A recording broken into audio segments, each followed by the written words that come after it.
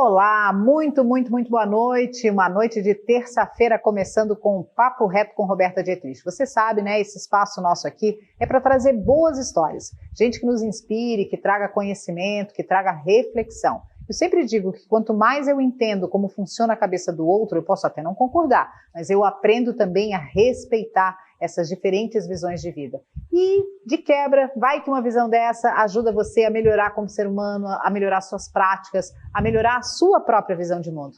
E é por isso que eu trago gente tão interessante aqui na nossa cadeira como convidado. E hoje não é diferente, aliás, é um convidado especialíssimo que me deu a honra de aceitar esse convite, veio de Joinville para trabalhar aqui e conversar com a gente. Eu estou falando de Miguel Canhas, ele que é arquiteto e urbanista, formado em pós-graduação em design gráfico, tem mestrado em design sempre com foco no processo criativo. Esse é o nosso convidado de hoje. Boa noite, bem-vindo. Boa noite, muito obrigado. Apresentei a altura, Miguel? Apresentou até mais. Miguel, eu quero contar um pouquinho essa história, né, desse menino inquieto que está sempre pensando fora da caixa e, portanto, cria coisas tão bacanas, e não só do ponto de vista da arquitetura, mas da vida. De onde vem esse Miguelito? Bom, Roberto, eu sempre fui uma pessoa muito curiosa. Eu acho que é um dos fatores, um dos principais fatores também, né? A gente estava falando sobre criatividade e tal, então, e a tua apresentação falando do conhecer pessoas e aprender com elas, eu acho que não é sobre quanto a gente sabe, e sim o quanto a gente está aprendendo. É sobre isso que a gente tem que se interessar. Quem está aprendendo bastante, quem está se movimentando bastante. E eu acho que essa curiosidade sempre foi me levando para um outro lugar, né, de querer entender como é que aquela pessoa, qual é a história atrás daquela pessoa, como é que aquilo acontece. Então, me considero sempre fui um guri muito curioso e muito observador.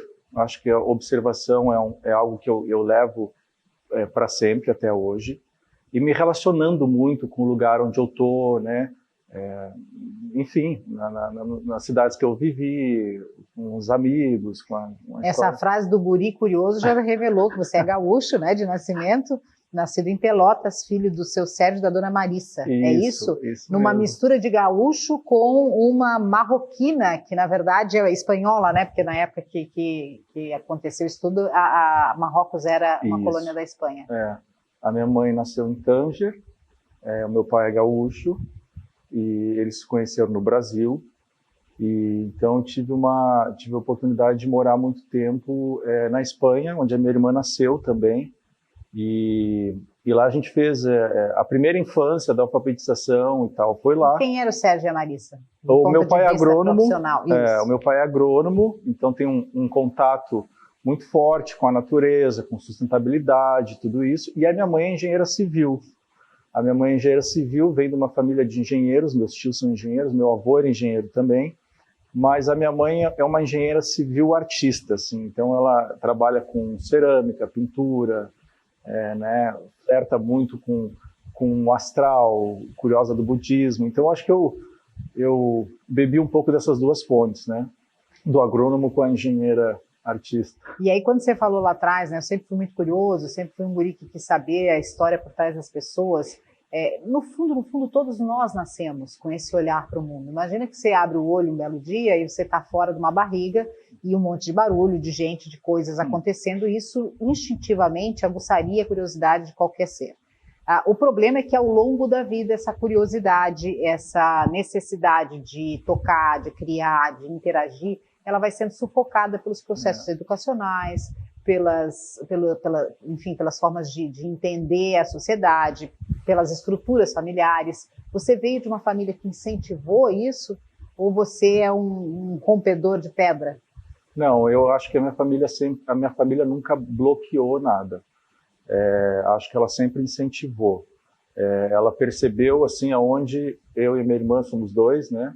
Eu e a minha irmã a gente tinha mais afinidade com aquele tema e deixou a coisa acontecer. A tua irmã também é arquiteta, não? A minha irmã é arquiteta.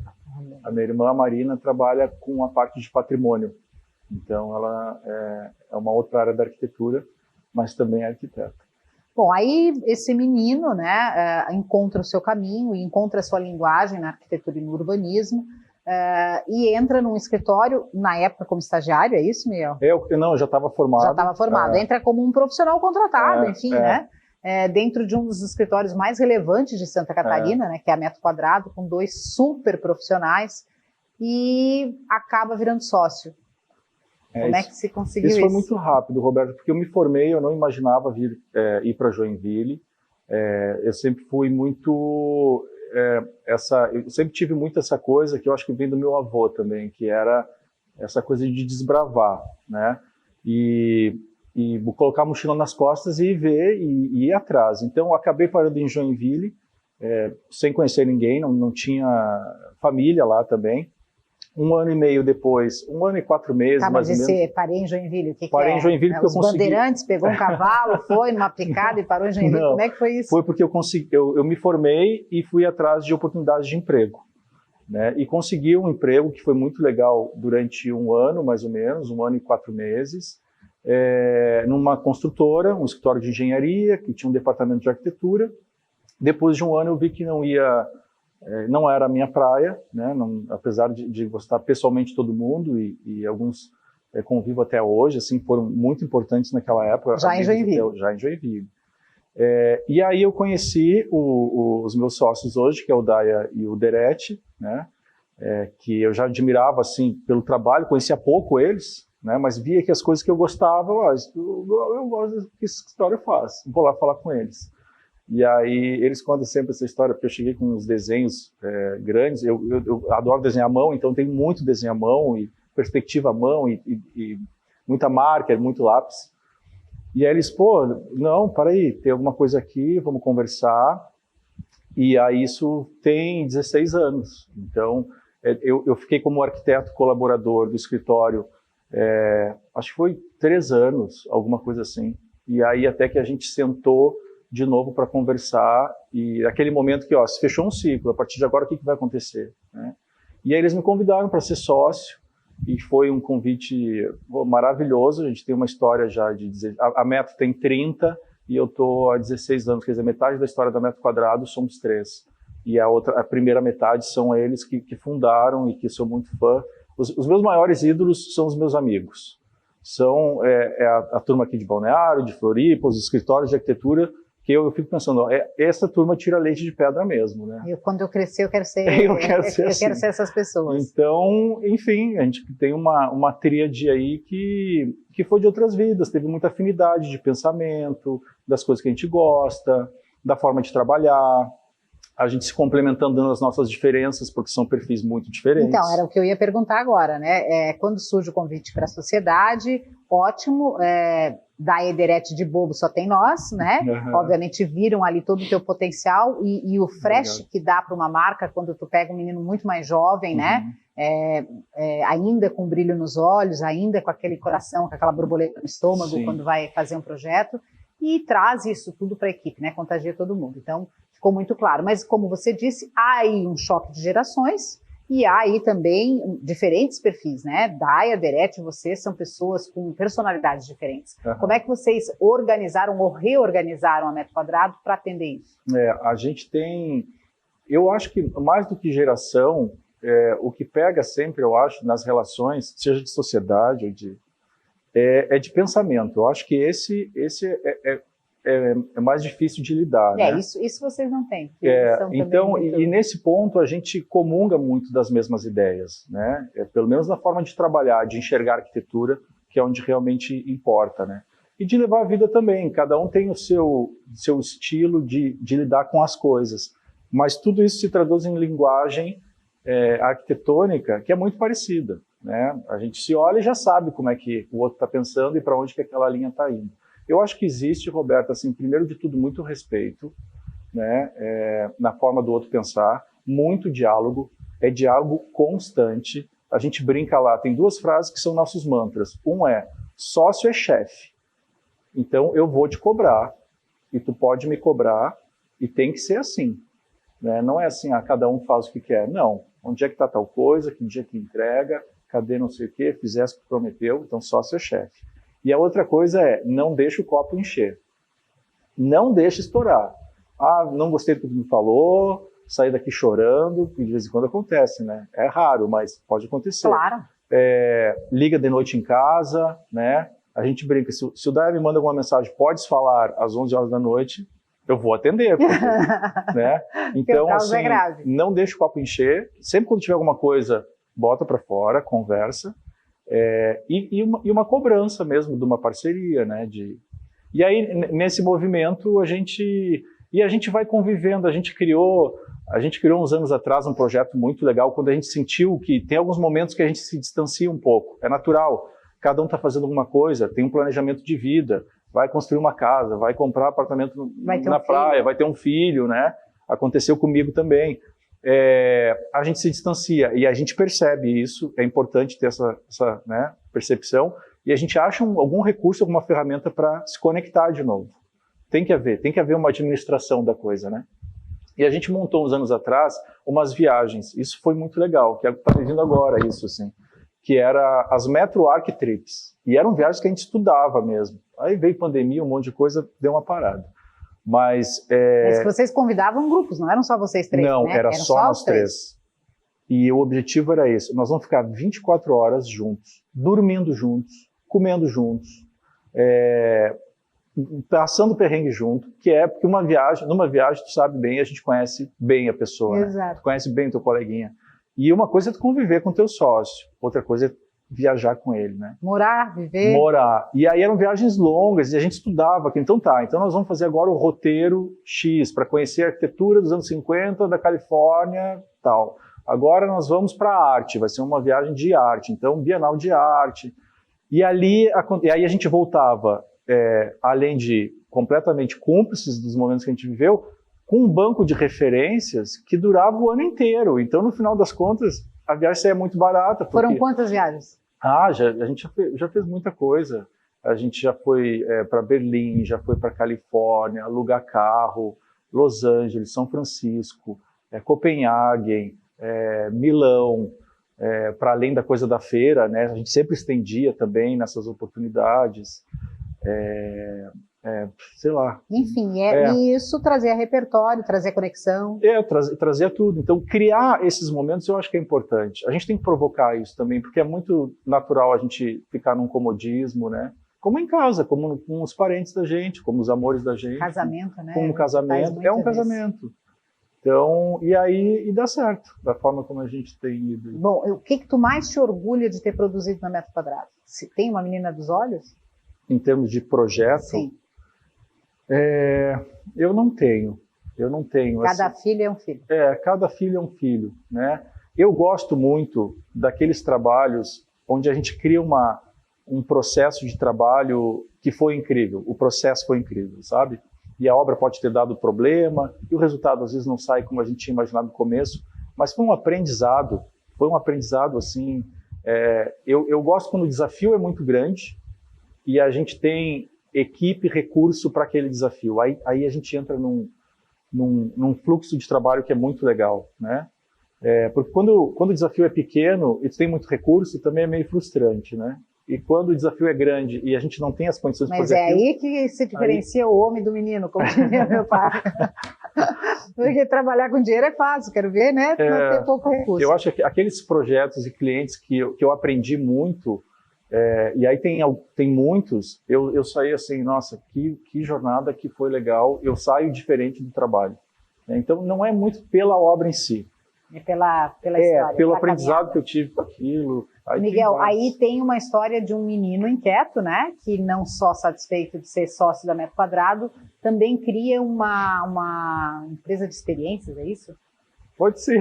Mas não conta ainda não. Vamos para um rápido intervalo. Gente, é incrível, não saia daí, vale a pena. Volto já já.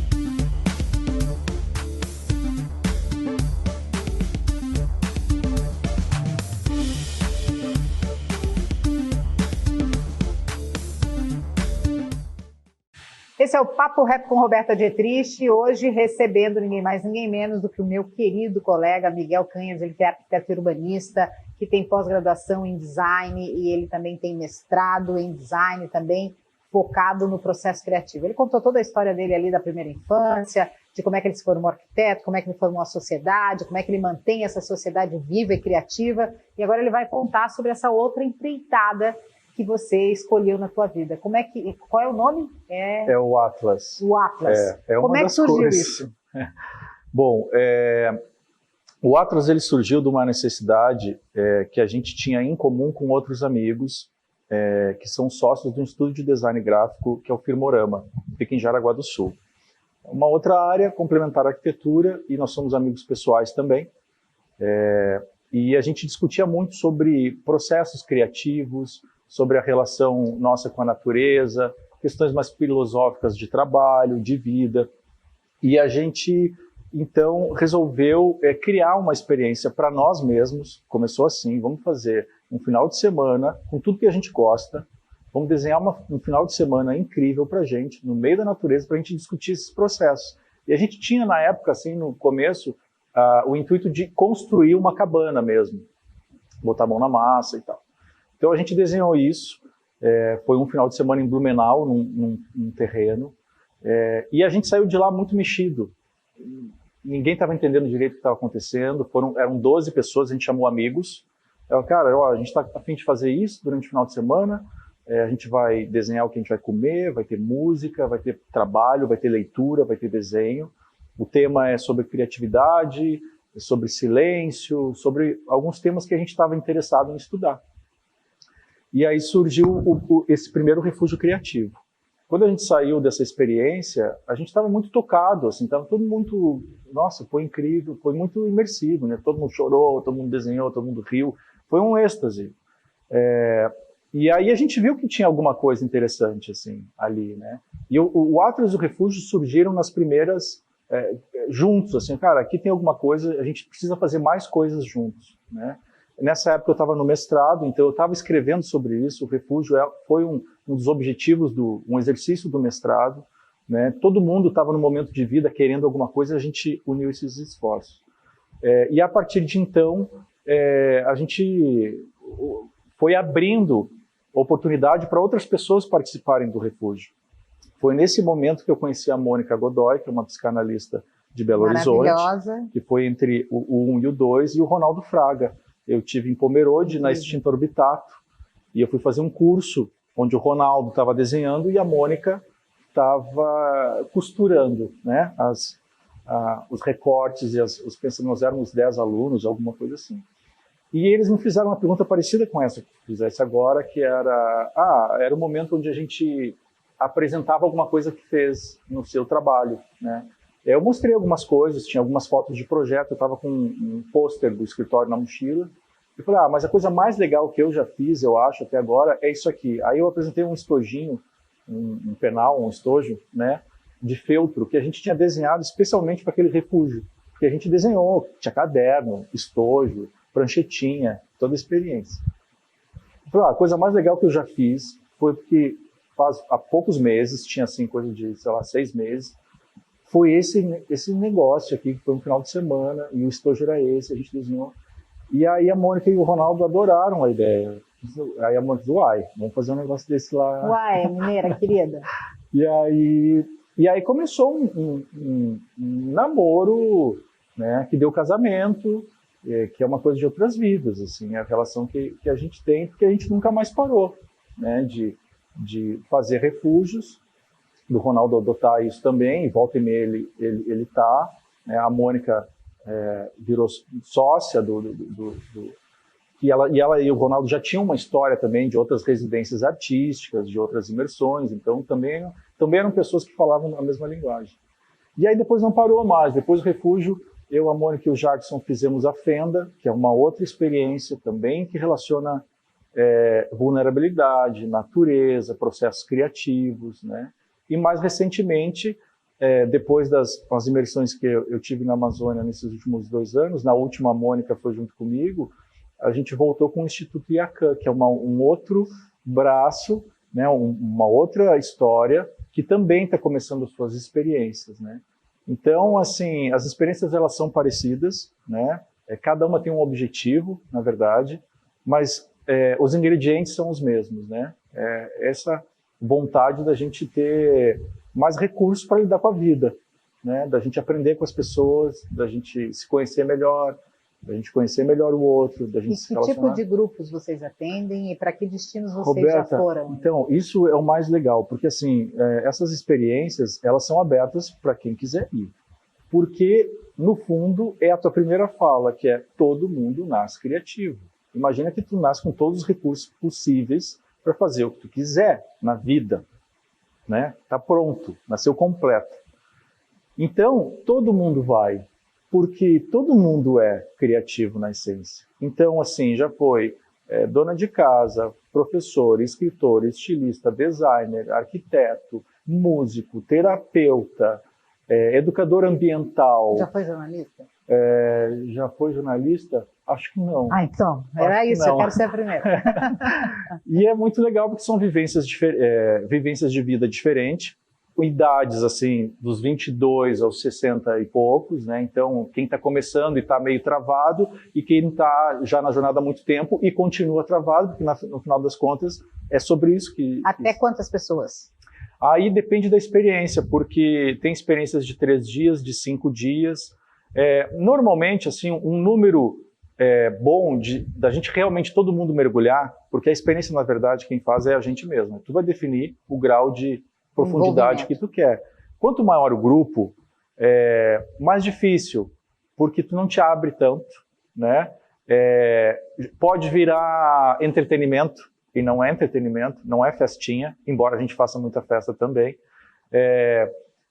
Então, um número varia entre 15 a 22 pessoas, 25, mas assim, uns 18 é um número super legal de trabalhar, né? Que a gente cria uma pele de grupo que é muito legal, né? Cria um campo bom de trabalhar, uma cumplicidade legal, porque é importante a gente se sentir à vontade de interagir, de se expor, de estar num lugar de vulnerabilidade, para justamente esvaziar um pouco a nossa mochila, né?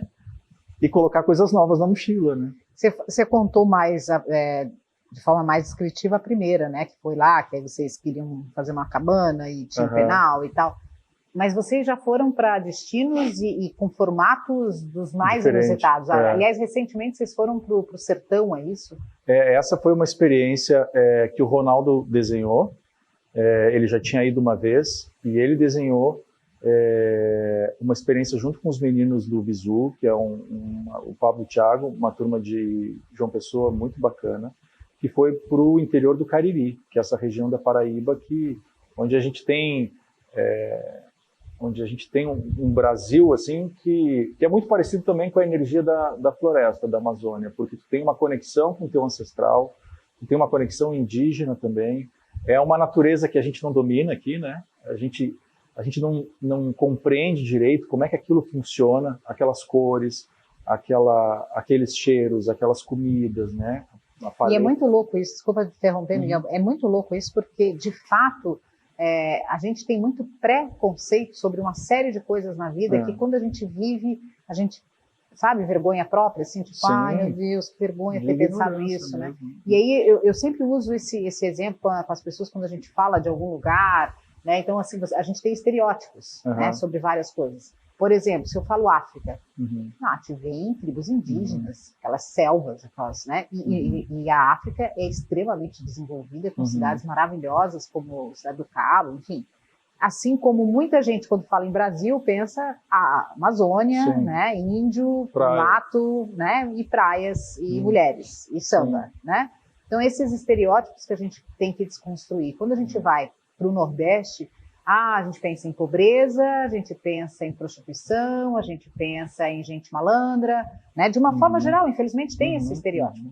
Quando você vai e conhece e não calça o sapato, porque, né, precisaria viver lá muito tempo para dizer dessa forma, mas quando consegue perceber e ter essa empatia de se colocar no lugar de quem está lá, tem tanta riqueza para aprender, né, Miguel? Tem muita riqueza. Por isso que é importante a gente vivenciar as coisas, né? Hoje a gente tem acesso a tudo que é informação. Está aqui, está no bolso. Por isso que é importante a gente não nega isso. Não vai negar a tecnologia, não vai negar... Mas tu tem que trabalhar, tu tem que digerir tudo isso num outro lugar. E eu acho que esse é um grande legado dessas experiências. Então, vivenciar tudo, essas percepções, tu digerir isso num lugar físico, com uma cultura local, com uma conexão muito forte com o seu passado, uma fala muito conectada com o passado, que a gente perdeu muito aqui também, né? Imagina quando a gente fala assim de ancestralidade, de conexão com os que vieram antes, não é bicho grilagem, como eu digo. Imagina que essa figura de linguagem é uma árvore frondosa, essa ancestralidade, né? Uma árvore genealógica, e quanto maior a raiz, quanto mais profunda a raiz, maior é a copa. Então, se a gente quer ser essa copa, dessa árvore frondosa, que é incrível, que é diversa, que é abundante, que é rica, maior tem que ser a raiz.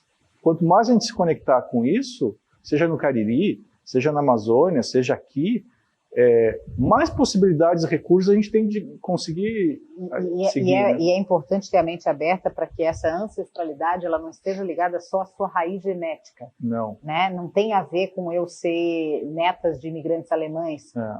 Também tem a ver, mas não só isso. Tem a ver com a origem da minha terra, com as culturas com as quais eu contribuí de alguma forma ou eu fui impactada, não é? E com o meio também, porque isso na cultura indígena a gente pode aprender muito, por exemplo.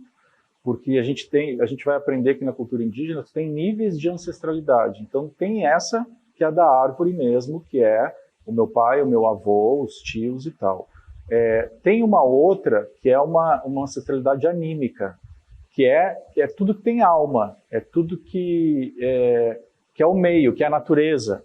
E para eles tem, né? O rio é o avô, a pedra é um outro ente, as árvores é um povo em pé, e a gente deve respeitar isso também. E depois uma outra, que é a nossa relação com o universo, né? Que é esse cosmos, que é Deus, que é energia. Tem a ver com outras vidas. Que tem a ver com outras vidas. Então a gente tem esses... É que a gente sempre fica na coisa do sangue, né? E aí a gente se desconecta do resto. A gente desconecta.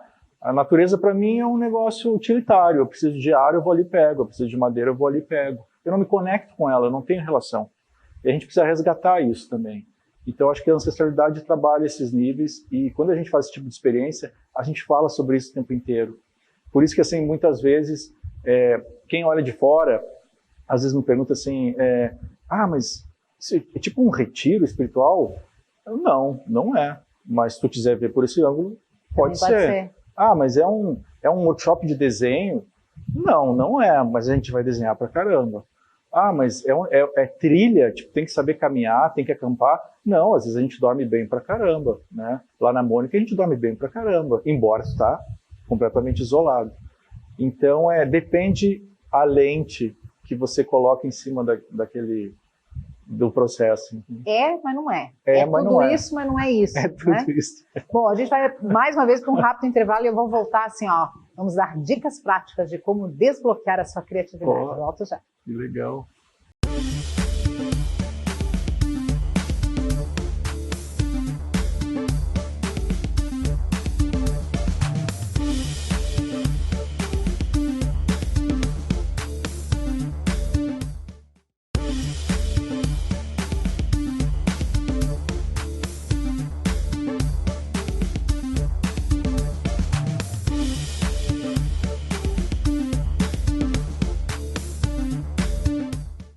Estamos de volta e esse é o Papo Reto com Roberta Dietrich, que sempre traz histórias que vão trazer reflexão, que vão trazer conhecimento.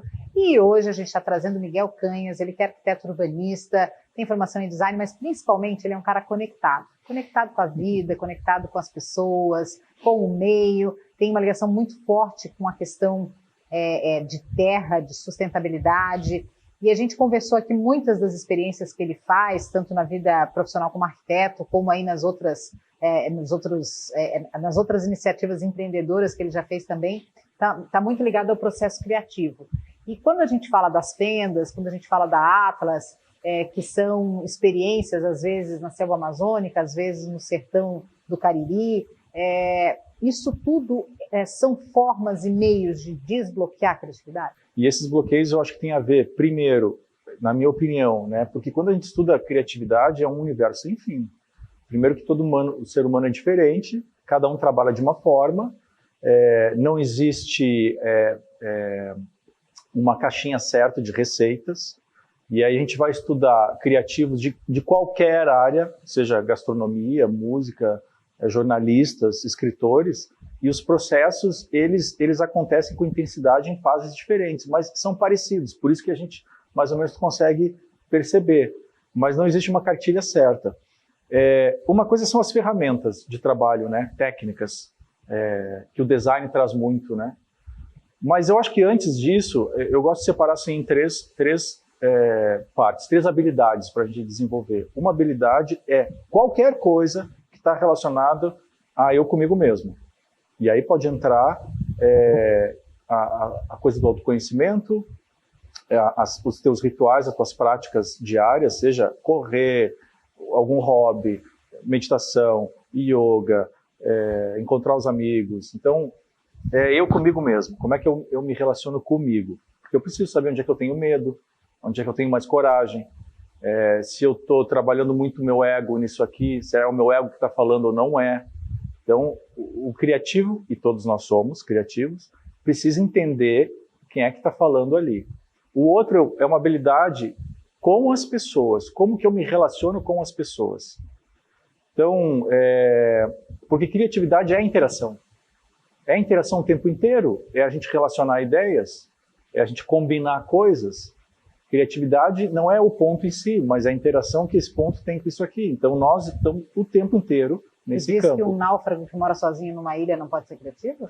Não, eu acho que ele pode, porque ele vai estar se relacionando também. Ele não necessariamente com outra pessoa, não mas com outra pessoa, mas consigo mesmo. E o terceiro fator, que é com o meio. Como que eu me relaciono com o meio que eu estou. E aí tem uma coisa de legado também, do que a gente deixa, da responsabilidade pelos nossos atos. Então, é sempre sobre interação, né? A gente não nasceu para ficar sozinho, não está no nosso DNA isso. A natureza, e nós somos todos seres naturais, ela precisa e depende, e ela quer se relacionar com outros seres, e a gente também. Então, qualquer coisa que desenvolva habilidades pessoais, eu acho importante, socioemocionais, a nossa estrutura, os nossos diálogos internos, tudo aquilo que está relacionado com habilidades de interação com outras pessoas, e aqui entra empatia, que começou o papo falando, que eu achei maravilhoso, como que eu me coloco no lugar do outro, educação, ensinar, né? Os samurais, que eu acho essa coisa incrível, né? Os samurais, a figura de linguagem dos samurais é um guerreiro que está a serviço. Estar a serviço o tempo inteiro, né? Eu acho isso incrível. A coisa do ensinar, da troca, tira também muito do nosso ego, porque eu estou ensinando, que é uma outra coisa interessante, porque a gente sempre tem aquela coisa do criativo, não olha o meu desenho, faculdade de arquitetura era assim, né? Não olha aqui, dizia que não tinha nada pronto, que faltava um monte de coisa e entregava aquele projeto com maquete. Que você ficou 3 dias sem dormir. Então, trabalhar essa coisa do ego, né, do criativo, é muito importante, e o meio. Essas 3 coisas. Se eu for escolher, assim, mas começa por onde, né? Eu acho que uma boa forma da gente começar é olhando para a natureza. Eu acho que ali está a biomimética, que está se falando muito hoje em dia. A tal da biofilia, do design. Por quê? Porque, primeiro que na natureza, a natureza ela pode ser, ela é diversa, a gente aprende a trabalhar com diversidade.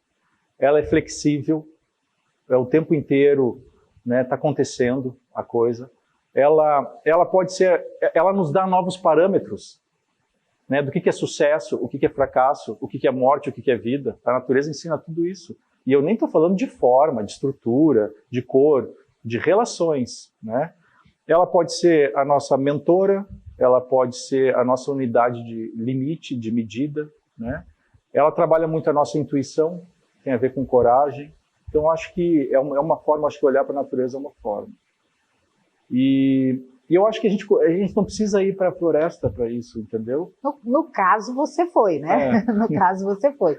E aí você interagiu com uma tribo, Bichu? O nome que você ganhou? Biscu, meu nome é de batismo? Biscu, tanto e de forma tão intensa e tão verdadeira e tão legítima que a tribo te adotou, né, como uma parte dele e te deu um apelido. O Biscu é o que mesmo? O Bixicu é o rápido, a flecha, é do clã do gavião. Olha só. É o da visão, é o da observação. É o que voa e olha. E como é que foi? Qual era a tribo e como é que foi essa a Amazônia apareceu para mim, Roberta, como um resultado. Foi depois do último refúgio que a gente fez no Cânion do Itaibezinho, para mim, lá que eu tive esse insight, assim, e agora? Pô, a gente já tinha feito um monte de coisa, eu sou guri do mato mesmo, gosto disso, mas eu queria entender melhor. Eu já estava, né, já me conectava já com a cultura indígena, é algo que há muitos anos eu venho estudando, me conectando e participando de alguns eventos. E eu falei, não, agora vamos conhecer aquela coisa que a gente estava falando do Brasil, né? Eu quero conhecer a fundo, a fonte, essa palavra que veio.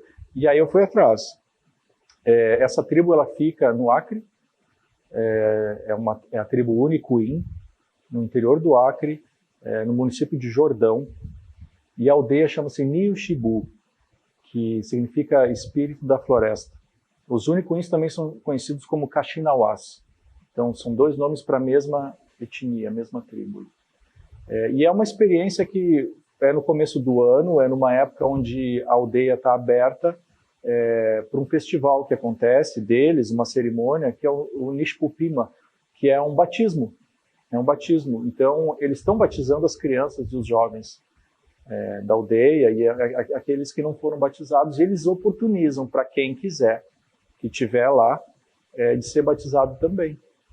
Então, eu recebo esse nome, essa identidade, depois de passar por um processo dentro da aldeia, né, convivendo.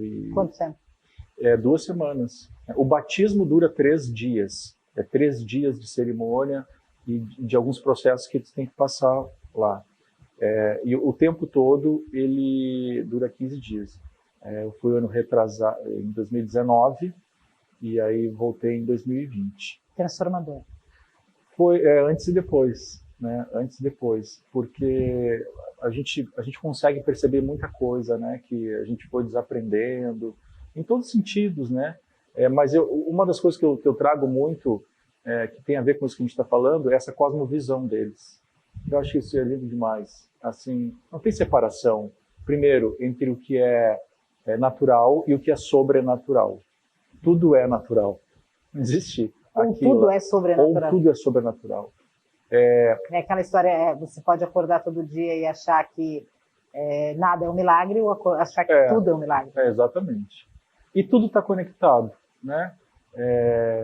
A arte deles está conectada com a música, aquela música eles usam para cerimônias, as cerimônias e as visões que eles têm vão para a arte, que vai para o desenho, que vai para a comida. Então, esse campo parece que ele acontece a todo momento. E é uma grande interação, né? É interação e tu não separa, né? Isso é uma missão que eu sempre tive na minha vida, desde sempre, que não existe pessoal e profissional. É tudo a mesma coisa.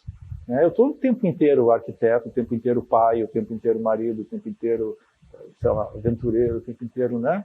A gente está estudando o tempo inteiro. Cara, eu ficava, meu Deus, eu ficava 3 dias aqui conversando com você. E você vai se comprometer aqui no ar comigo que você volta. Eu volto. Volta e a gente vai falar muito mais. Meu Deus, eu queria falar do Miguel pai, eu queria falar da relação amorosa, eu queria falar mais da relação com a terra. E como diz o poeta, é impossível ser feliz sozinho, né? Então, a gente quer mais ter essas interações com gente como o Miguel. Muito obrigada. Eu que agradeço, Roberto. Eu adorei. Eu acho que isso faz parte dessa segunda habilidade que a gente tem que desenvolver, que tá trocando, tá interagindo, né? Dividindo o que sabe. Tá estabelecendo essa rede, né? Que eu acho que isso é muito importante. Bom, eu adoro ouvir histórias e contá-las aí para o nosso público. Muito bom. Bom, esse foi seu Papo Reto, hoje entrevistando Miguel Canhas, arquiteto urbanista, uma pessoa incrível. Se você perdeu, vai lá na web, você vai achar essa entrevista. Beijo no coração e até a próxima. Que legal. Obrigado.